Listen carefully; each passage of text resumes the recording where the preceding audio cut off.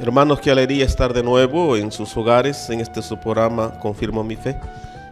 Ya hemos culminado con el primer tema, el amor del Padre, que es el primer tema del querigma o el retiro de la nueva evangelización. Vamos ahora a abordar el siguiente tema. Vamos a dar un par de ponencias sobre esto, y es la salvación en Jesús. Ese sería el segundo tema que vamos a abordar en estas exposiciones que últimamente estamos haciendo sobre este tema del querigma. Primer punto, el pecado del mundo. Dios creó un hombre santo, justo, que es el nombre exacto que usa la Sagrada Escritura para el hombre santo, pero por insistencia, no sé cómo llamarlo, por tentación del demonio, el hombre cayó en el primer pecado de desobediencia. Y con este primer pecado entraron en el mundo pues más pecados. Y así las consecuencias del pecado las podemos ver ahora, ¿no? Guerras, hambres, egoísmos, homicidios y toda esa maldad que podemos ver, ¿no? Y eso es fruto pues de este primer pecado.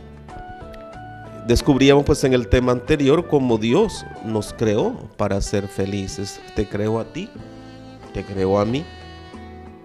Y que tiene para nosotros un plan mejor que el que tú pudieras imaginar. Como ustedes, los padres que tienen grandes ilusiones para con sus hijos, ¿verdad? ¿Cuántos padres dicen: yo quisiera que mi hijo estudiara, tuviera una carrera, pero a veces las circunstancias no lo permiten? Si un padre común, un padre de la tierra, tiene proyectos para sus hijos, proyectos que a veces son irrealizables, imaginemos Dios, el que sí puede. Si dice esto quiero, pues eso se hace, ¿no? Imaginemos pues cómo Dios tiene para cada uno de nosotros grandes planes, y entre ellos está el que seamos felices, y el anhelo en plenitud, ese amor y felicidad que muchas veces has experimentado en tu corazón, solo Él lo puede colmar, y hoy quiere mostrarte cómo. Dios a todos nos ha hecho para ser felices, para darnos su amor. Nos creó y sigue con nosotros ahí velando por cada uno. Esto es lo que la iglesia llama la providencia divina, ¿no?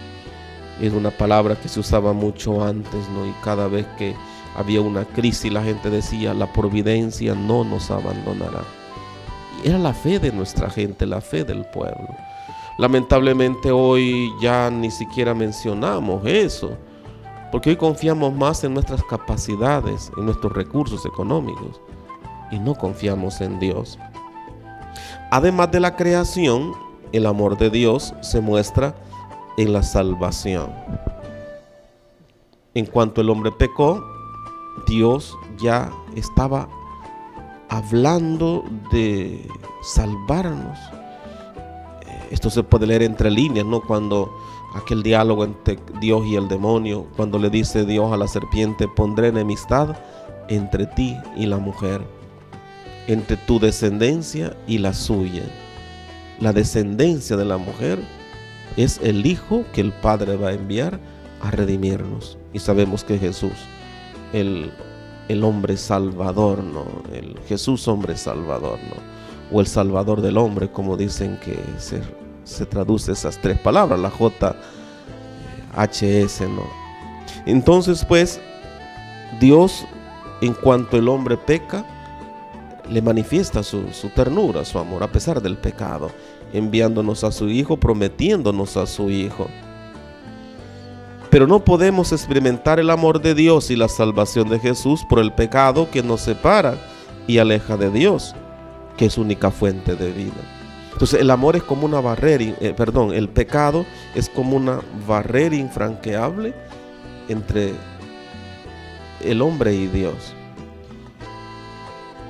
Dios nos quiere amar, pero esa barrera nos impide que ese amor sea pleno. Y a pesar de ello, Dios nos sigue amando, a pesar de no ser un amor pleno en nosotros, en Él sí. Y por eso Él mandó a su Hijo a morir en la cruz, para que nosotros fuéramos redimidos, perdonados, esa mancha quitada con la sangre de Cristo, con la sangre del Cordero, como dirá San Juan en el Apocalipsis. Entonces la palabra lo afirma.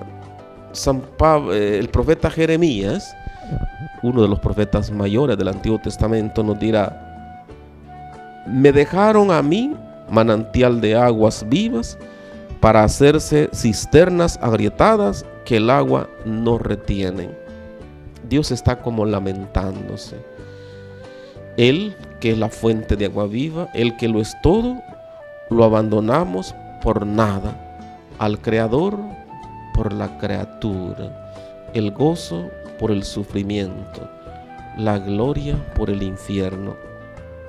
Qué cambio más raro, ¿no? Dejamos todo por nada. Y eso es lo que el profeta Jeremías nos dice en el capítulo 2. Luego San Pablo en su carta al pueblo de Roma dirá: todos han pecado y por eso están privados de la gloria de Dios. Todos hemos pecado. Aquí, hermanos, nadie puede decir: yo no soy pecador. De hecho, el Salmo 50, aquel salmo tan hermoso que leemos los viernes en las vísperas, dice: mira que en la culpa nací, pecador me concibió mi madre. Todos somos pecadores. Y el Salmo 142 dirá en uno de sus párrafos: ningún hombre vivo es inocente frente a ti. Todos somos pecadores. Ningún hombre vivo, ningún ser humano, mientras esté vivo, es inocente frente a Dios. Después de muerto, pues nadie peca, ¿no? Por eso solo el ser vivo es pecador ante Dios, no es inocente. Despreció el hombre el árbol de la vida y prefirió alimentarse del árbol del conocimiento del bien y del mal. Esa figura tan bonita que nos presenta el Génesis. El Edén, o el jardín del Edén, es una metáfora, ¿no? Que significa lo mejor que nos pueda pasar, ¿no? Un ambiente, un clima, lo bonito, lo hermoso que el hombre puede imaginar, la añoranza de todo ser humano. Y en el jardín había un árbol, y Dios le dice a Adán y a Eva: puedes comer de todo, puedes comer de lo que se te antoje, menos del árbol que está en medio del jardín. Nadie sabe qué clase de árbol era, ¿no? Solamente dice que era un árbol. Algunos creen que era de manzano. Hay un texto en el Cantar de los Cantares que dice: bajo el manzano te seduje, y se cree que era un árbol de manzano. Además, la manzana, que es una fruta así muy noble, muy atractiva, pero nadie lo sabe, ¿no? Otros creen que era un árbol de higo, porque en cuanto Adán se da cuenta que está desnudo, dice que alargó la mano, cortó unas hojas de higo y se las colocó en sus partes genitales. Por eso no se sabe de qué árbol era, pero eso es lo de menos, ¿no?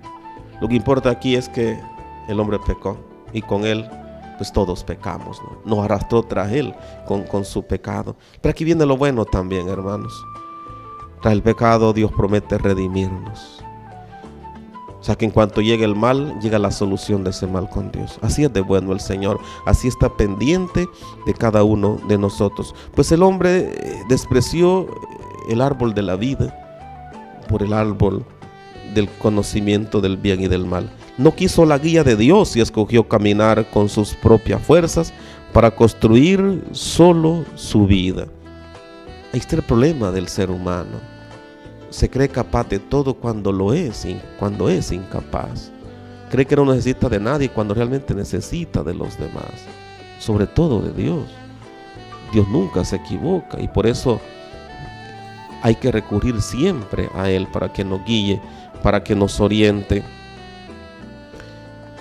Se siente autónomo el hombre, rechaza toda dependencia de Dios, diciendo ser el único artífice y el creador de su propia historia.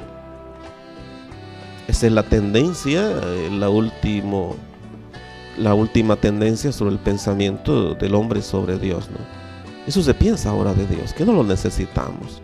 El hombre ha avanzado tanto el conocimiento científico que lo que quiere lo inventa, y por eso cree que no necesita de Dios. Cuentan por ahí, ¿no? Un sacerdote, de hecho, un sacerdote que estuvo aquí en esta parroquia, cuenta que una vez murió un científico y le dice el científico a Dios: oye, Señor, en la tierra ya no necesitamos de ti. Y le dice Dios: ¿cómo que no? ¿Serían capaces en la tierra de hacer al hombre?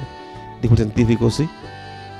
Y le dice Dios: vamos al jardín del Edén, te doy ventaja, tú comienzas, luego voy yo. Viene el hombre y, recordando el Génesis, ¿no?, se agachó, tomó polvo, hizo el lodo, el barro, ¿no?, y comenzó a hacer la estatuilla. Y le dice Dios: ¿qué haces? Le dice el científico: lo mismo que tú hiciste al principio, hacer la estatuilla de barro y darle vida. Y le dice Dios: pero ese barro es mío, hacer tu propia tierra y tu propio barro, y entonces haz al hombre. El hombre lo que hace simplemente es transformar lo que ya está. El hombre no crea de la nada, siempre encuentra algo ya hecho, lo que se llama científicamente como la materia prima. Pero ¿quién hizo la materia prima? Solo Dios puede hacer materia prima, ¿no?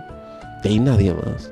Entonces, esa maravilla tecnológica que hoy vemos, la televisión, la radio, esto mismo, ¿no?, el internet, esto ya viene de algo ya hecho, que Dios, por supuesto, hizo, ¿no? Nada comienza de cero. El hombre, por muy inteligente, por muy científico que sea, comienza siempre de algo. Y es una verdad irrefutable. Solo Dios comienza de cero, porque Él es el creador. Como ya dijimos, Él es el único que es capaz de crear materia prima. Y esa materia prima creada, el hombre viene y la transforma, que es la maravilla de la tecnología que hoy podemos ver en cualquier parte del mundo que nos metamos. Pero siempre hay un creador, siempre hay un principio, y ese es Dios. Pues el hombre se crea autónomo, que no necesita de nadie, rechaza toda dependencia de Dios. ¿Para qué queremos a Dios? Decidiendo ser el único artífice. El hombre, pues, desde el comienzo rechazó el amor de Dios, no tuvo interés en la comunión con Él, quería independencia. Esto mismo nos muestra también la parábola del hijo pródigo, que nos cuenta San Lucas en el capítulo 15, versículo del más o menos del 11 en adelante, ¿no? El hijo pródigo no quiere dependencia y por eso quiere irse de casa. Hermanos, no seamos hijos pródigos. Sabemos que necesitamos estar en la casa del Padre, ese Padre que es amor, ese Padre que nos ama, y por el pecado muchas veces nos alejamos y nos quedamos fuera. La ventaja, la gran noticia es que podemos volver. No importa cuán lejos o cuánto tiempo hayamos estado lejos de la casa del Padre, siempre podemos volver. No importa cuántos años tengamos lejos de Dios, que tantas cosas malas hayamos hecho que nos hayan puesto en esa posición lejos de Dios. Él siempre nos espera, como el padre de la parábola. Quiso el hombre construir un reino prescindiendo de Dios en vez de adorar a Dios verdadero. Adoró ídolos, cosas de este mundo, las obras de sus manos. Se adoró a sí mismo. En una palabra, el hombre se adoró a sí mismo. De teocéntrico pasó a antropocéntrico, se dice técnicamente, ¿no?